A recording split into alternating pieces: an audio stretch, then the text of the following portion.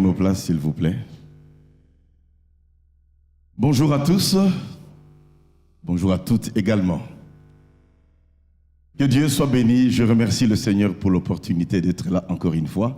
Et je suis chaque fois émerveillé de voir les merveilles qui se font en ces lieux. Et j'aime ça. Amen, amen. Que Dieu soit béni. Est-ce qu'on peut acclamer le Seigneur pour ça, bien-aimé? Parce que c'est l'œuvre de Dieu. Gloire à Dieu. Les signes de la fin des temps, tel est le thème qui m'a été demandé pour développer. Je voudrais que nous puissions rapidement ouvrir la parole de Dieu dans Matthieu chapitre 24. On va rapidement lire le verset 1er jusqu'à 14, si possible en kangourou. Matthieu chapitre 24, 1 à 14, mais on va le lire en kangourou. Comme Jésus s'en allait au sortir du temple, ses disciples s'approchèrent de lui pour lui faire remarquer les constructions. Mais il leur dit, voyez-vous tout cela? Je vous le dis en vérité, il ne restera pas ici pierre sur pierre qui ne soit renversée. Il s'assit sur la montagne des Oliviers et les disciples vinrent en particulier lui faire cette question. Dis-nous, quand cela arrivera-t-il et quel sera le signe de ton avènement et de la fin du monde? Jésus leur répondit, prenez garde que personne ne vous séduise, car plusieurs viendront en mon nom disant, c'est moi qui suis le Christ. Ils séduiront beaucoup de gens. Vous entendrez parler de bruits de guerre et de bruits de guerre. Gardez-vous d'être troublés, car il faut que ces choses arrivent. Mais ce ne sera pas encore la fin. Une nation s'élèvera contre une nation, et un royaume contre un royaume. Il y aura en divers lieux les famines, les tremblements de terre, et tout cela ne sera que le commencement des douleurs. Alors on vous livrera au tourment, on vous fera mourir, et vous serez haïs de toutes les nations à cause de mon nom. Alors plusieurs succomberont et se trahiront, et se haïront les uns les autres. Plusieurs faux prophètes se lèveront, ils séduiront beaucoup de gens. Parce que l'iniquité sera accrue, la charité du plus grand nombre se refroidira. Mais celui qui persévérera jusqu'à la fin sera sauvé. J'aime beaucoup ce verset 14. Cette bonne nouvelle du royaume sera prêchée dans le monde entier pour servir de témoignage à toutes les nations, et alors viendra la fin. Seigneur, tu bénis ta parole. Esprit Saint, tu accompagnes cette parole dans le cœur de chacun. Merci parce que tu n'as jamais raté ton cible. Touche le cœur de chacun et que chacun comprenne que nous sommes dans les temps de la fin. Tous les signes sont là. Jésus revient bientôt. Parle au cœur de chacun d'entre nous afin que nous marchions avec crainte et circonspection, afin que nous persévérions, Seigneur mon Dieu, pour que lorsque la trompette va sonner, nul parmi nous ne puisse rester ici-bas. Nous te bénissons, Seigneur. Bénis ta parole et merci parce que tu le fais. Au nom de Jésus, et nous disons Amen. Amen, Amen. Les signes des temps de la fin. Bien-aimés, il est important que nous sachions très bien que Jésus revient bientôt. C'est une vérité qui est ignorée par plusieurs, minimisée par d'autres, et négligé par beaucoup de chrétiens. Certains disent, mais écoutez, depuis longtemps on dit que Jésus va revenir, mais voilà maintenant plus de 2000 ans, il ne revient pas. Qu'est-ce qui prouve qu'il revient bientôt? Ce bientôt-là, c'est quand? Et moi je réponds toujours à ces gens-là pour dire que la Bible ne ment jamais. La Bible a prophétisé sur Jésus, sa naissance, sa vie, sa mort, sa résurrection. Tout a été prophétisé par le prophète Ésaïe et d'autres prophètes 600 ans avant que cela ne puisse se réaliser. Cela veut dire quoi, bien-aimé? Quand il y a une prophétie qui est libérée, elle court à sa réalisation. Même si elle tarde à s'accomplir, elle finira certainement par s'accomplir, dit Habakkuk, et nous disons Amen. De même également, le retour de Jésus est une promesse, une réalité qui sera vécue. Et ceux qui s'attendent à cela, et la Bible nous exhorte à nous attendre à cela, ils vivront le retour de Jésus-Christ. Et les signes sont donnés dans la parole de Dieu. Pas de place pour les doutes, pas de place pour les hésitations, pas de place non plus pour des négations. Faisons très attention, bien-aimés. Lorsqu'on dit ce n'est pas maintenant, il ne viendra pas, la Bible ne dit pas vrai. Frères et sœurs, si nous accrochons à Jésus, c'est parce que nous savons que Jésus viendra. À coup sûr, il viendra. C'est une promesse de la Bible et cela va se concrétiser. Vous savez bien que le 2/3 de la Bible parle du retour de Jésus-Christ. C'est une promesse dont on parle avec assurance. Dans le Nouveau Testament, on parle du retour de Jésus au moins 300 fois. Paul lui-même fait 50 fois mention du retour de Jésus-Christ.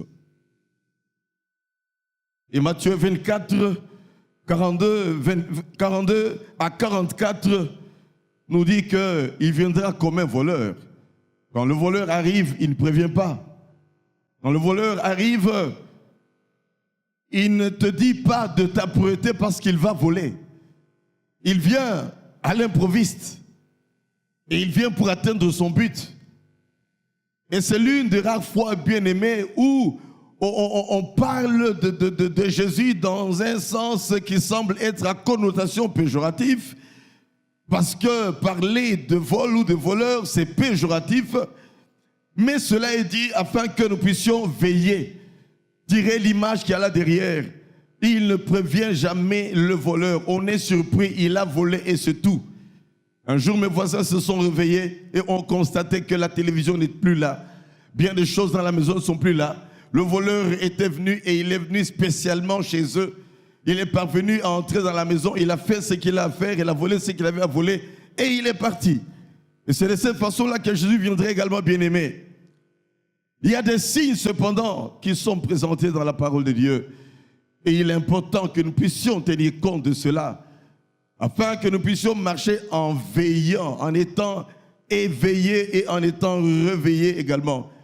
Je vais vous présenter 10 signes que j'ai pu glaner dans la parole de Dieu, pas seulement dans Matthieu, mais également qu'on trouve dans Marc et dans Luc également, et qui vont nous aider chacun d'entre nous, bien-aimés. Dans ces 10 signes, il y a également des informations, des choses que certains connaissent, que d'autres ne connaissent pas, des choses que nous sommes en train de vivre actuellement et qui sont plus que convaincants que Jésus revient et qui nous devons beaucoup veiller. Ces signes sont des réalités vécues et ce sont des réalités que nous sommes en train de vivre actuellement. Premièrement, il y a les guerres. Versets 6 et 7, il est dit que vous entendez parler de guerres et des bruits de guerre. Une nation s'élèvera contre une nation, un royaume contre un autre royaume. Il est démontré, bien-aimé, que en 35 siècles, il y a eu 300 années de paix, plus de 8000 traités de paix, comme pour dire qu'il y a eu tellement de guerres. La Première Guerre mondiale a eu à tuer environ 10 millions de morts, 14 et 18. La Deuxième Guerre mondiale, 39 millions de morts, s'il vous plaît. Et actuellement, beaucoup de pays, et spécialement les pays qui se disent développés, consacrent une très grande partie de leur budget à pouvoir s'équiper en armement, à améliorer les armements. Comme ils disent eux-mêmes, celui qui veut la paix prépare la guerre. Et quand on voit comment est-ce que des montants colossaux, bien-aimés, sont mis de côté, juste pour l'armement, ça montre que les gens sont là, ils croient que la guerre peut venir du jour au lendemain. Et les pays qui se disent forts sont des pays, aujourd'hui, qui ont des armées très fortes également. N'avons-nous pas vécu la guerre du Golfe? La plupart d'entre nous étaient conscients de cette guerre-là. Et du reste, on a vu beaucoup de jeeps qu'on appelait dons du Koweït, qui ont été, la plupart de ces jeeps qui ont été utilisés, paraît-il, de l'autre côté là-bas. Les guerres en Israël, il y en a eu tout le temps, et même encore actuellement. Il y a tout le temps, bien aimé, des crépitements de balles. Sans oublier la guerre de 67, où on a voulu écraser littéralement Israël, mais qui était protégé par la main de Dieu. Connaissons tous les guerres en Irak, les guerres en Afghanistan, les guerres qu'on a fait pour débouter le président de la Libye, guerre au Yémen jusqu'à présent. Ce que font les gens de Boko Haram, les islamistes, etc. On développe de plus en plus des armes terribles, 100 fois plus que les bombes qu'on a connues lors de la Deuxième Guerre mondiale, des bombes à déflagration, des bombes qui peuvent même entrer dans n'importe quel bâtiment, forer le bâtiment, arriver dans le fond, exploser et tout éclabousser. Il suffit de voir tout simplement les dernières guerres, comment est-ce qu'on a eu à pouvoir détruire littéralement la Syrie. Guerre et bruit de guerre, nous en avons connu dans notre pays. Personnellement, j'en ai connu dans les années 64, j'en ai connu dans les années 67-68 à Kisangani. On en a connu dans la ville de Kinshasa. Parler de guerre, nous en savons tous quelque chose, et encore aujourd'hui, que de guerres et de guerres un peu partout dans le monde. Deuxièmement, les tremblements de terre, au verset 7. Il est rapporté qu'en 1906, San Francisco a été balayé par un terrible tremblement de terre. En 1908, il y a eu 100 000 victimes à Messine, en Italie, dues au tremblement de terre. En 1923, 142 000 morts au séisme de Tokyo. Nous connaissons tout ce qui s'est passé également, bien-aimés, à Fukushima, avec le tsunami et tout un tas de choses. Le séisme du XXe siècle valent le double des séismes du XIXe siècle, en intensité et en fréquence également. Que dirions-nous des éruptions volcaniques? Un peu partout dans le monde, on en a vécu également. Il y a environ une décennie, dans notre contrée de Goma ici, en RDC, des tornades, des ouragans qui ravagent des villes. Que dire encore, bien-aimés? Troisièmement, il y a les pestes. Les pestes qui sont dites là dans Luc chapitre 21, verset 11. Il y en a eu en plusieurs lieux. La Première Guerre mondiale, lors de cette période, il y avait une grippe espagnole qui a consumé 12 millions de morts. Que dirons-nous de la choléra, d'Ebola, qui change de forme tout le temps et qu'on commence à retrouver même à l'est du pays, d'autres pays, là où il n'y en avait pas, la tuberculose, le polio, le sida, qui ont exterminé beaucoup de gens, des millions de gens qui meurent de sida par ce temps-ci, véritable peste bien-aimée, et tant d'autres épidémies. Quatrièmement, il y a la famine.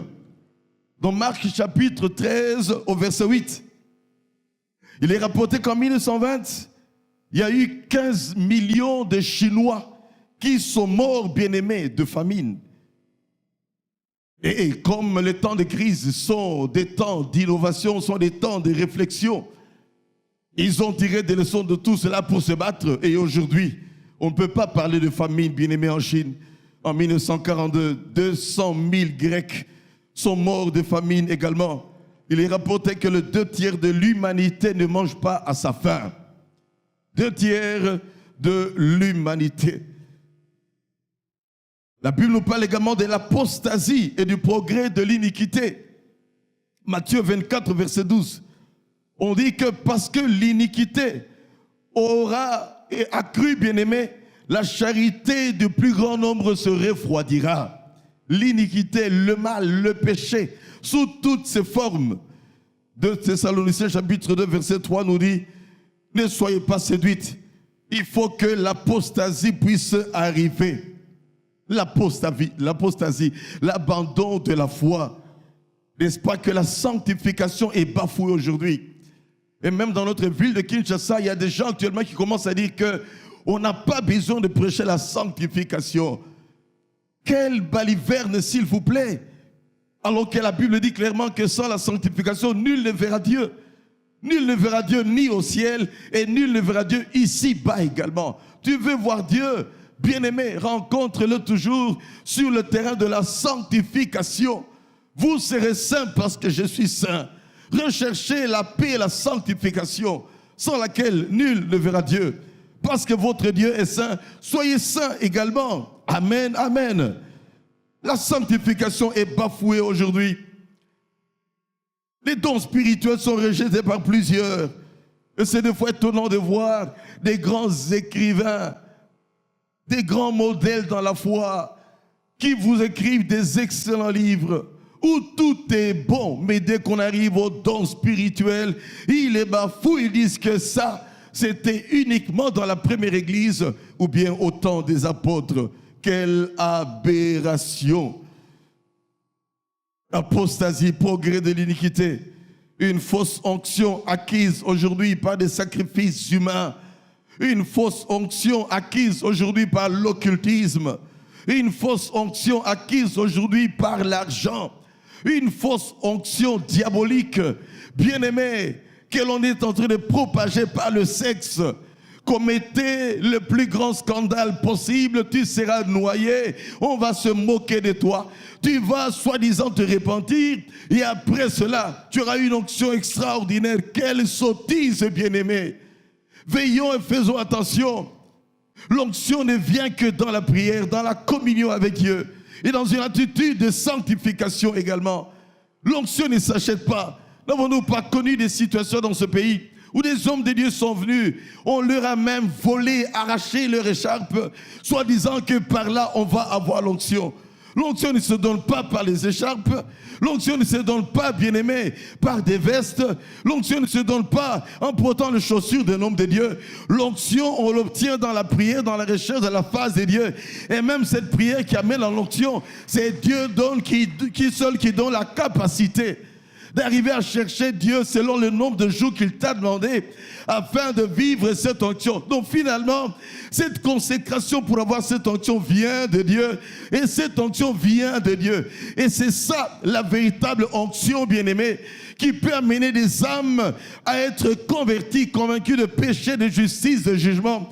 C'est ça la véritable onction qui peut faire qu'on peut vivre des prodiges, des signes et des miracles. C'est ça la véritable onction qui peut faire qu'on peut réaliser de grandes choses, bien-aimés. Parce que finalement, l'onction n'est qu'une capacité exceptionnelle que Dieu donne à une personne ou à une autre pour la réalisation de certains projets particuliers ou pour vivre une vie de consécration et des miracles, des prodiges de manière assez particulière. Amen, amen. L'onction de X ne sera pas forcément l'onction de l'autre. Le plus important, c'est de dire, Seigneur, je reconnais ce que tu m'as donné. Je veux avoir plus de toi, Seigneur, et je m'en remets à toi. Mais dès qu'on se met dans des comparaisons pour dire, tel il a telle onction, moi aussi je vais le faire, je vais jeûner 21 jours, je vais jeûner 40 jours, moi aussi je vais ressusciter des morts. Tu peux jeûner 40 jours, tu meurs et on t'enterre et l'œuvre de Dieu continue. Nous disons Amen.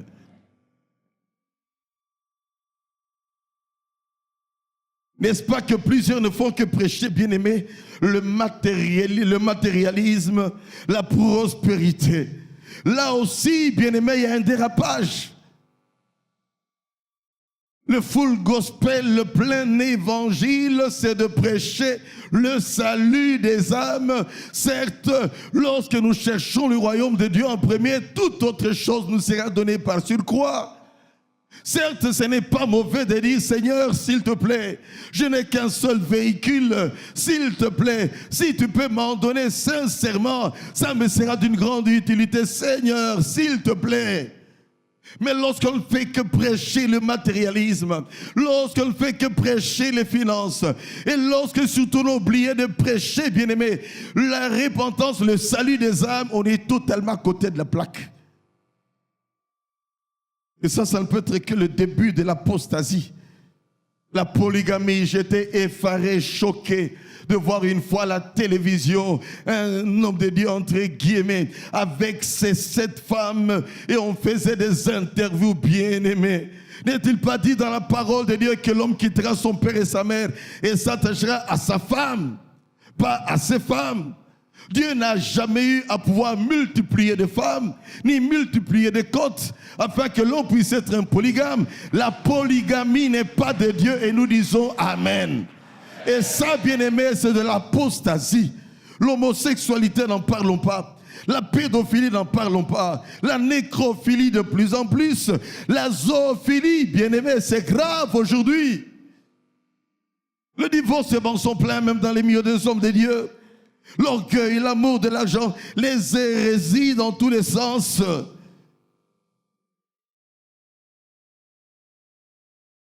Matthieu chapitre 24, verset 27 nous dit ceci. Ce qui arriva au temps de Noé arrivera également avant que Christ ne revienne. Les gens mangeaient, buvaient, se mariaient et mariaient leurs enfants. Mais lorsque le déluge est arrivé, bien-aimés, ils ont laissé leur peau dans ce déluge. Il en est de même de ce qui était arrivé au temps de Sodome et Gomorrhe. Y a-t-il de différence aujourd'hui par rapport au temps de Sodome et Gomorrhe, où c'était la sexualité à tort et à travers, où la sexualité était comme une salutation au quotidien, bien-aimé, à tort et à travers. Nous connaissons ce qui est arrivé, bien-aimé, à Sodome et à Gomorrhe, apostasie, progrès de l'iniquité. 2 Timothée chapitre 3 verset 1er, 1 Timothée 4 verset 1er, 2 Pierre 3 verset 3, nous montre clairement que dans les derniers temps, les gens seront fanfarons, ils seront orgueilleux, ils seront amoureux de l'argent, aimant le plaisir plus que Dieu, les temps de la fin. Ils seront séducteurs, ils seront moqueurs, ils seront dans la convoitise dans les temps de la fin. Et c'est des choses que nous voyons de plus en plus. C'est nous qui avons parlé de l'onction les premiers dans cette ville de Kinshasa. C'est nous qui avons commencé à dire Alléluia quand le pentecôtisme a commencé. C'est nous qui sommes les pionniers de la prospérité, bien-aimés. C'est extrêmement dangereux, ce genre de choses. Et on en verra de plus en plus. J'étais choqué de voir un homme de Dieu prêcher avec un serpent. J'étais choqué de voir un homme de Dieu faisant manger de l'herbe, comme hypnotisé, donnant un ordre. Maintenant, il fait chaud, tout le monde se comporte comme s'il était chaud. Maintenant, vous allez prendre de l'herbe et manger, il commence à manger de l'herbe. À un moment, tout le monde est parti, commence à leur marcher dessus.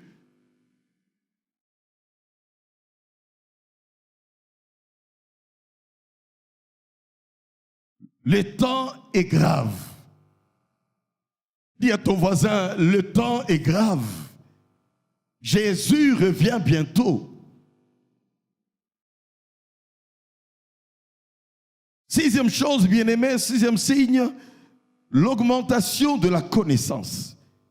Et ça, je vous assure que pour nous qui avons fait un peu d'études techniques, pour nous qui avons travaillé un peu dans la technique, je peux vous assurer que je ne peux pas aujourd'hui me remettre dans mon ancien métier parce que tout a eu à connaître des innovations et un développement si progressiste, un développement si avancé au point que on est déphasé totalement. La connaissance a tellement augmenté. Tout est digitalisé, tout est numérisé. Daniel 12, 4 dit clairement que la connaissance augmentera. Et le 20e et 21e siècle, bien-aimé, a connu des progrès scientifiques, technologiques époustouflants. Satellites qu'on envoie dans les airs, les voitures autonomes, de plus en plus. On peut dire que dans 10 ans, il y a beaucoup de chauffeurs qui seront au chômage, même dans notre pays. Veillez, bien-aimés, si Jésus ne revient pas très très vite, vous qui êtes chauffeur, préparez-vous à apprendre un autre métier. Sinon, tu vas te retrouver déphasé. La robotique a une avancée extraordinaire. Des robots qui peuvent servir quelqu'un dans une maison comme si c'était un serviteur. Donc vous qui êtes serviteur dans une maison, je n'aime pas utiliser le mot boy, dans 15 ans, vous pouvez risquer de vous retrouver faire ce travail dans un endroit très très reculé. Parce que les robots commencent à tout faire. J'ai vu des robots en train de tondre des gazons. Et respecter là où il y a une pierre, ça arrive, ça contourne la pierre, ça continue à tondre les gazons. J'ai vu à la télé, j'ai vu avec mes propres yeux également. Et j'étais époustouflé de voir cela.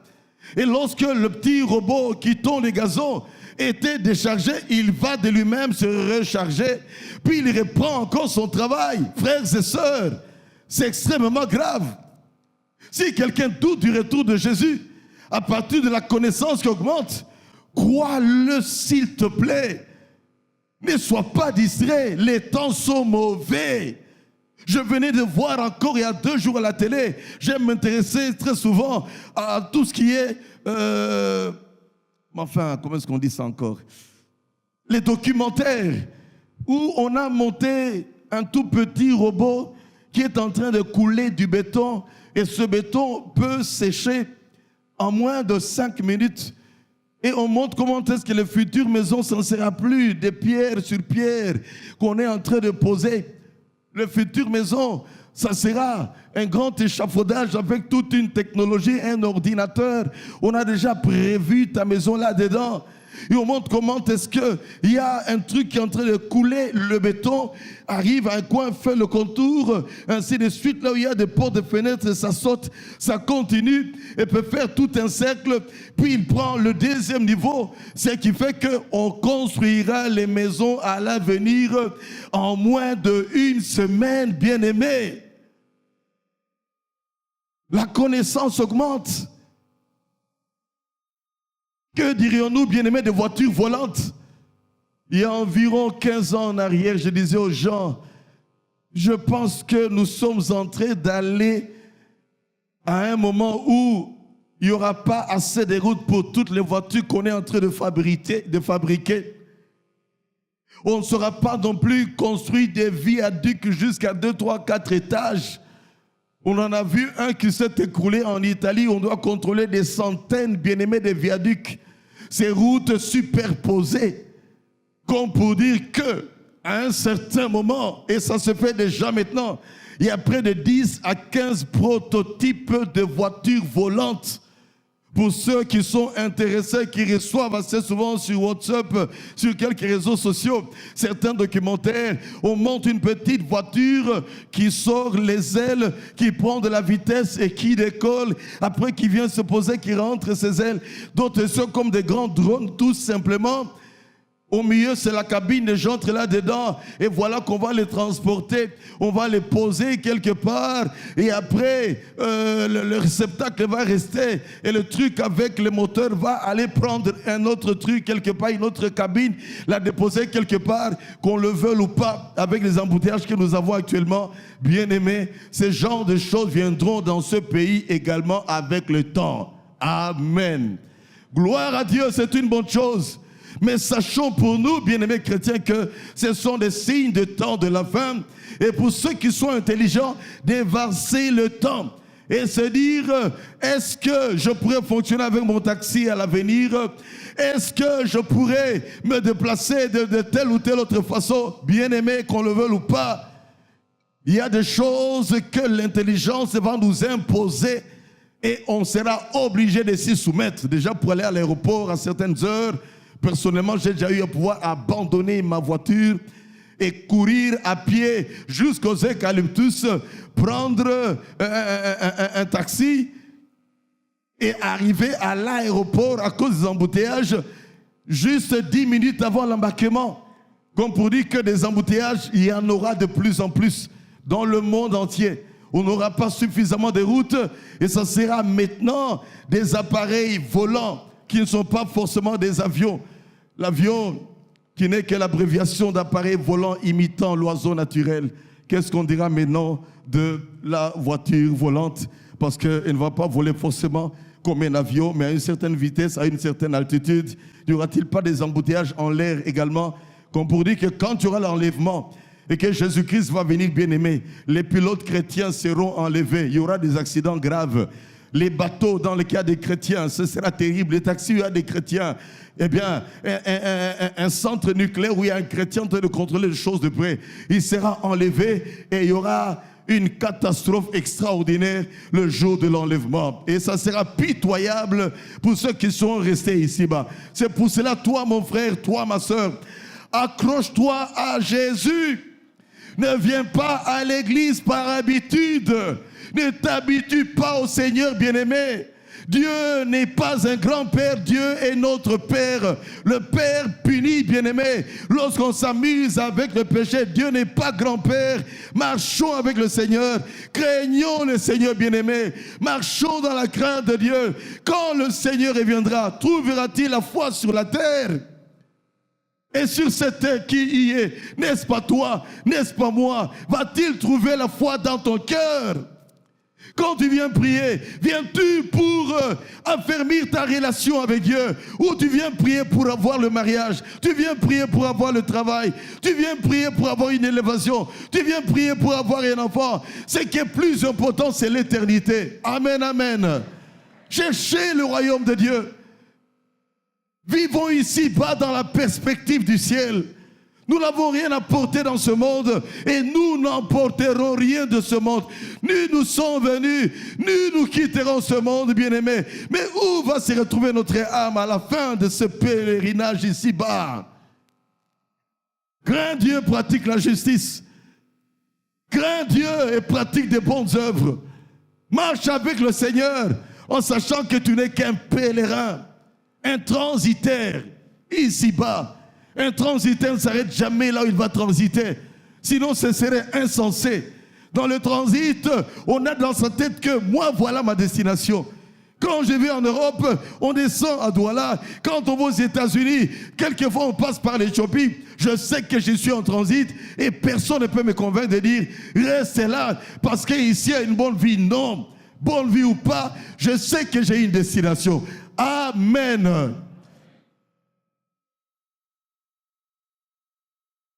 Parlant toujours, bien-aimé, de la connaissance qui augmentera. 19e et 20e siècle, les fusées, la télécommunication, la domotique. Tu peux contrôler aujourd'hui ta maison en étant aux États-Unis. Tu peux ouvrir les portes de ta maison en étant aux États-Unis. C'est question seulement d'avoir le matériel approprié, avec une carte SIM à l'intérieur. Quelqu'un m'a mis un petit truc dans ma voiture, où que je sois, je peux même être en France, en Belgique, et je peux, à partir d'une application, vérifier si ma voiture elle est réellement dans la maison. Vous vous rendez compte un peu, bien-aimé? La connaissance augmentera. Ça ne s'est pas passé au 1er, 2e, 3e, 4e, 5e, 17e siècle, mais 19e, 20e, 21e siècle, bien-aimé. C'est terrible. La chirurgie télécommandée aujourd'hui, greffe du cœur. J'ai vu même la greffe d'une tête qu'on a voulu faire. Les distributeurs d'argent qu'on voit aujourd'hui, fécondation in vitro. Pour ceux dont la fécondation naturelle a de la peine, l'intelligence artificielle. Et pire encore, bien-aimé, les puces électroniques. Avec Obamacare, il est question qu'on arrive à un moment à mettre dans le corps de chaque Américain un puce qui a toutes ses données, de sorte que, où qu'il arrive, n'a pas besoin de sortir sa carte d'assurance maladie, mais il met sa main quelque part et puis voilà, toutes les données sont là. Il y a même des discothèques aujourd'hui, des cabarets, où on a mis des puces dans le corps des gens, et c'est ça finalement. Et ce sont des signes de ce qui va se passer, bien-aimé, lorsque l'Antéchrist va régner. Septièmement, il y a la doctrine des démons. 1 Timothée 4, verset 1er. Certains se tourneront, bien-aimés, vers des esprits séducteurs.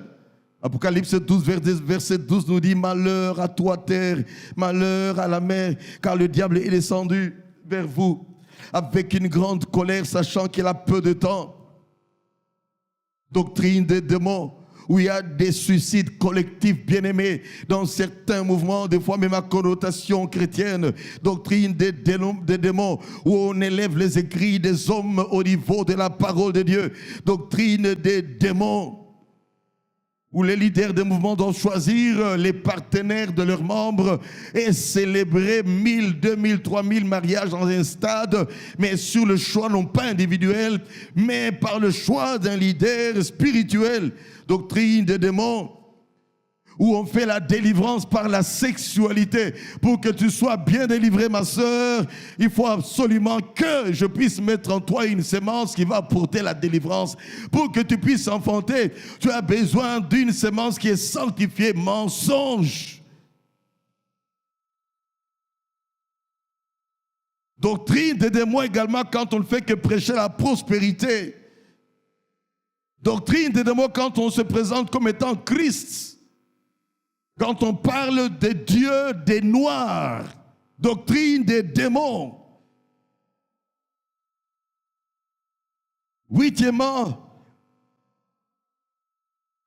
signe avec la nation juive, Jérusalem qui sera foulée aux pieds jusqu'à ce que le temps des nations puisse être accompli.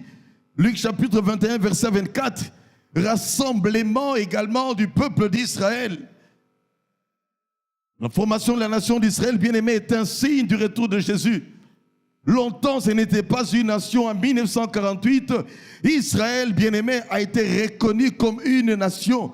Et vous et moi, nous sommes témoins comment est-ce que Jérusalem est reconnue comme capitale d'Israël actuellement par les Américains. Et nous sommes obligés, bien-aimés, de pouvoir adhérer à cela également parce que c'est tout à fait biblique. Ésaïe 11, versets 11 à 12 parle du rassemblement des exilés. Vous savez, de 1940 à 1945, sous Hitler, il y a eu un grave génocide des Juifs. En 1967, il y a eu l'échec pour anéantir ce peuple. Et bien sûr, comme je viens de le dire, Israël, bien-aimé, ça sera le centre de la dernière guerre qui va se faire, la guerre d'Armageddon. Évidemment, nous, on sera déjà enlevés quand cela va venir. On va se ruer sur Israël. On va chercher à écraser Israël. Et Jésus lui-même reviendra. On sera parti avec lui, on reviendra avec lui, bien-aimé. Il posera ses pieds sur le mont des Oliviers qui va se fendre en deux. Et dans cette guerre-là, on dit qu'il y aura le sang qui va couler jusqu'à atteindre les morts des chevaux. Et Jésus va vaincre tous les ennemis d'Israël. Et nous régnerons avec lui pendant 1000 ans. Et nous disons Amen. Croyons dans cela, bien-aimés. Ne prenez pas cela comme de l'utopie. Je m'attends à être enlevé. Je m'attends à revenir avec Jésus pour régner pendant 1000 ans avec lui. Et ceux qui n'auront pas marché avec lui, sachez qu'à la fin de ces 1000 ans, Satan sera relâché pour un peu de temps afin de pouvoir égarer les quelques personnes qui sont encore là, qui osent croire en Jésus. Et malheureusement, ceux qui auront cru en lui seront jetés en enfer. Et ceux-là qui n'avaient pas cru en lui, ils vont ressusciter pour le jugement et être jetés dans les temps de feu. Pour toujours, bien-aimés, un feu qui ne s'éteint point. Moi, je ne veux pas vivre cela. Je veux plutôt vivre, bien-aimé, les nouveaux cieux et une nouvelle terre, la nouvelle Jérusalem qui descendra d'en haut. Et nous disons Amen. Un endroit merveilleux, bien-aimé, qu'on ne peut pas décrire, où tout est pratiquement en or. Et je comprends pourquoi est-ce que Paul pouvait dire qu'il a vu des choses ineffables quand il fut enlevé au troisième ciel. Des choses qu'il ne peut pas décrire, qui dépassent l'entendement humain. Il est vrai que quand tu vis la gloire de Dieu, il y a des choses que tu ne peux pas décrire. De même, tu ne sais pas arriver à décrire à quelqu'un la joie du salut que tu as et qui fait que tu t'accroches au Seigneur. Si déjà la joie du salut, on ne peut pas arriver à le décrire et convaincre quelqu'un de cela et que c'est seulement le Saint-Esprit qui peut arriver à convaincre, comment serait-ce alors, bien-aimé, si on peut essayer de décrire la gloire de la nouvelle Jérusalem, là où on sera tous les jours avec le Seigneur. Si tu aimes le retour de Jésus et la nouvelle Jérusalem, acclame le Seigneur. Alléluia.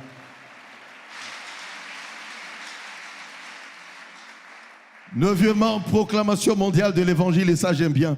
C'est pour cela que j'ai dit que Matthieu 24, verset 14, j'aime beaucoup parce qu'il est dit que cette bonne nouvelle sera prêchée partout. Et alors viendra la fin. Vous savez, il est rapporté que en 1500, la Bible était traduite en 14 langues. En 1983, la Bible était traduite en 1785 langues. Actuellement, à ce jour-ci, la Bible est traduite dans 542 langues. Cela veut dire qu'aujourd'hui, là, aucun pays ne peut dire que chez nous, l'évangile n'est pas arrivé. Et ceux qui pensent que ce n'est pas encore arrivé par les satellites, par l'Internet, par les smartphones, par des applications qu'on a dans les smartphones. Aujourd'hui, l'évangile arrive partout. On raconte que dans certains pays où on interdit aux gens d'écouter l'évangile, quand les hommes sont partis au travail, les femmes restent et ouvrent des applications que les Américains chrétiens, bien sûr, ont eu à pouvoir leur envoyer et ils peuvent ainsi suivre l'évangile. Il y a beaucoup de conversions. Amen, amen. Beaucoup de conversions. Et là où les gens sont très durs, Jésus leur apparaît. Amen, amen. Donc Jésus a les moyens de sa politique. C'est pour ça que je dis toujours ceci. Quand quelqu'un est dur, il ne veut pas accepter Jésus, dis seulement, Seigneur, utilise toutes tes stratégies, que la personne ne meure pas. Akoufaté. Jusqu'à ce que tu vas te révéler à lui. J'ai eu la grâce personnellement de pouvoir amener il y a plusieurs années en arrière un musulman au Seigneur. Je lisais la Bible avec lui, il doutait. Je lui ai dit, on va prier que Dieu se révèle à toi. Et cet homme, à un moment, il rêve en train de prier au nom de Jésus avec une grande paix. Je lui ai dit, tu vois, Jésus donne la paix. Invoque ce Jésus-là. La deuxième fois, le même monsieur, il se retrouve dans leur maison. Quelqu'un frappe à la porte, on ouvre. Il y a un monsieur en habit blanc très rayonnant qui n'arrivait pas à décrire, qui entre, reste à la porte, commence à les balayer tous des yeux. Et quand il le regardait, lui, il étalait un beau sourire. Et à la fin, il lui a posé la question, Ali, est-ce que tu m'as reconnu? Il a dit, non, je ne te reconnais pas. Il a dit, je suis Jésus. Et du vécu, je ne sais pas si c'est où j'en avais parlé, du vécu, ça j'ai vécu 1985, à la fin de mon stage pastoral à la Pentecôte à Bruxelles. Le même monsieur, il entre dans l'église furtivement pour éviter qu'on puisse le voir parce que c'est un quartier très dangereux si on le voit entrer dans un lieu de prière chrétien. Et pendant qu'on était en train d'adorer, il y a eu un papa flamand de surcroît qui ne maîtrise même pas le français, si ce n'est que le flamand, et qui n'a même pas fait 6 ans secondaire, s'il vous plaît, qui se met à parler en langue. Et la Bible dit que s'il n'y a pas d'interprète, que tout le monde se calme. Tout le monde, on se calma. On entendit seulement cet Ali sortir de la salle, partir en pleurant. Le lendemain, il vient me voir pour dire, Safari, dis-moi, depuis quand est-ce que M. Williams parle l'arabe? Il dit non, il ne connaît pas l'arabe. Il dit, mais enfin, surtout pas l'arabe, surtout pas l'arabe. Oh oui, mais sa fille là est très intelligente. Peut-être que la fille lui a montré comment parler. Non, je connais cette fille, j'ai étudié avec elle à l'école biblique. Et elle ne connaît rien de l'arabe. Déjà, dans l'anglais, elle est boitillante. Comment est-ce qu'elle va parler de l'arabe? Puis le monsieur m'a regardé en face en me disant, Safari, à partir d'aujourd'hui, je deviens chrétien. Il lui dit, dis-moi un peu, qu'est-ce qui s'est passé? Il m'a dit, ce monsieur, quand il parlait, vous avez entendu autre chose. Moi, j'entendais Jésus me parler en arabe classique. Ali, Ali, pourquoi tu ne veux pas m'accepter? Je suis mort pour toi à la croix de Golgotha. Mon sang a coulé pour toi. Donne-moi ta vie. Et il est devenu chrétien. Amen, amen. C'est pour cela, n'aie pas peur quand quelqu'un résiste au Seigneur. N'aie pas peur. Dis seulement, Seigneur, je prierai jusqu'à ce que... Amen, amen. Et par ta prière, Dieu va garder la personne. Moi, j'ai dit, Seigneur, akoufaté jusqu'à ce qu'il va t'accepter. Je pense l'avoir dit ici, peut-être ailleurs. Et c'est mon oncle qui disait, ton Jésus là, s'il refuse que j'entre au ciel, coup de pied, il tombe, moi j'entre. Je lui ai dit, oncle, je ne suis pas peut-être un prophète, mais je t'informe que tu as blasphémé. Tu recevras un coup de pied du Seigneur jusqu'à ta conversion. Et je vous assure que c'était très très dur. J'étais frappé par la maladie. Tuberculose, il ne pouvait plus aller au travail. Jusqu'à ce que je lui ai fait accepter Jésus. Oncle, tu peux vivre tout comme tu peux mourir, mais où est-ce que tu vas passer l'éternité? Je l'aidais pour les soins et il ne pouvait que m'écouter, moi qui l'aidais au mieux pour les soins. Oncle, veux-tu te repentir, accepter Jésus? Oui. Seigneur Jésus, papa, il accepte Jésus. Il commença à venir même à la parole du Seigneur au début de l'église il y a 20 ans. Et quelques temps après, à cause de la distance, commençait à aller à Banda où il fut même baptisé. Et il est mort dans le Seigneur. Amen, amen.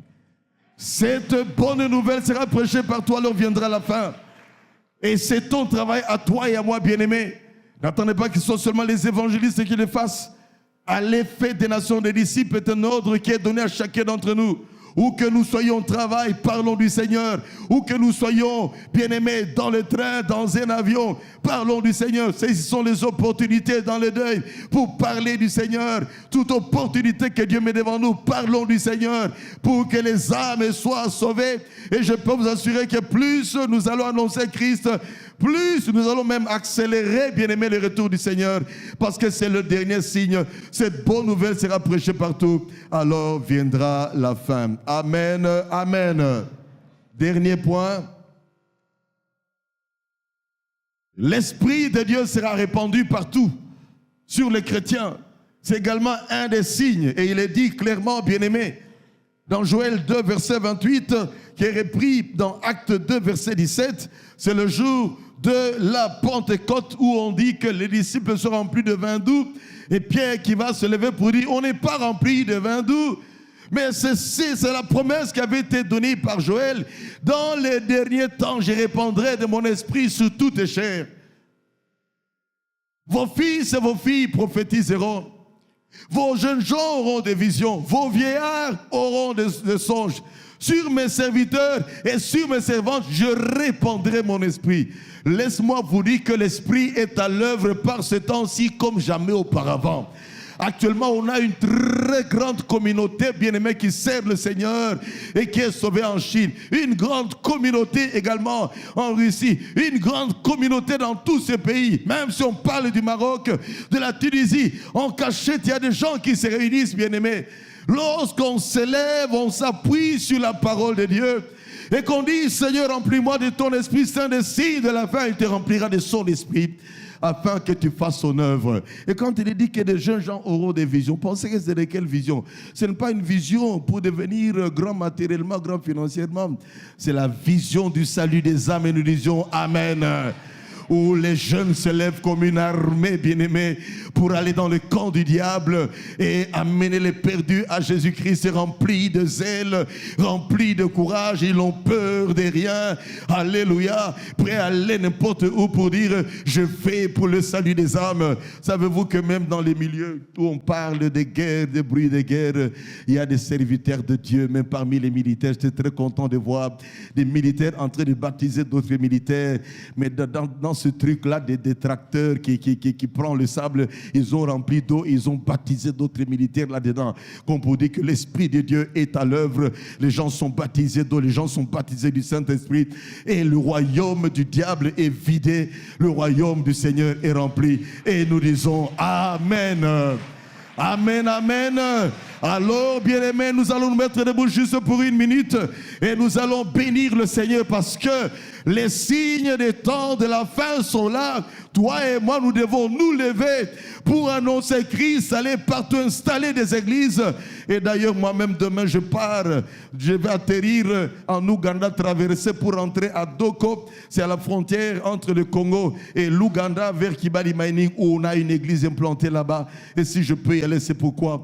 Parce que l'amour de Christ me presse. Amen, amen. Et où que le Seigneur m'envoie, j'irai. J'étais à Ouvira, traversé la plaine de Kamanyola. J'ai vu là où Mobutu, on avait tiré sur lui et que son chapeau avait sauté. J'ai vu là où il y a eu tout un tank de carburant qui avait explosé et que tout un village était consumé. Et on m'a dit, si vous vous arrêtez là-bas, c'est fini pour vous. Gloire à Dieu, on avait une bonne jeep, on a pu traverser. À cause de Christ, on n'aura peur de rien. Et nous disons Amen. C'est pour cela, lèvons-nous, allons, prêchons Christ. Jésus revient bientôt. Nous ouvrons nos bouches et nous remercions le Seigneur pour ce temps, pour ce message, et que nous nous consacrions pour dire, Seigneur, mais voici, envoie-moi. Alléluia. Nous voulons te bénir, Seigneur notre Dieu. Nous voulons t'exprimer notre reconnaissance. Nous voulons te dire merci, Seigneur notre Dieu. Toi qui nous appelles, tu es celui qui nous équipe. Tous les signes sont là, Seigneur notre Dieu. Ce n'est pas un esprit de timidité que tu nous as donné, mais un esprit de force, d'amour et de sagesse. Avec toi, nous irons de l'avant. Rien ne nous arrêtera, Seigneur. Où que tu nous envoies, nous irons, nous apporterons ta parole. Où que tu nous envoies, Seigneur, oh Père, ouvre-nous davantage des portes dans nos familles, dans les milieux professionnels, au niveau des autorités, au niveau du Sénat, au niveau du Parlement, au niveau de l'armée, Seigneur mon Dieu. Père très saint, dans les confins, les bidonvilles, dans les villages, Seigneur. Pour toi, Père très saint, Nous sommes prêts à aller, à obéir à cet ordre missionnaire et à gagner des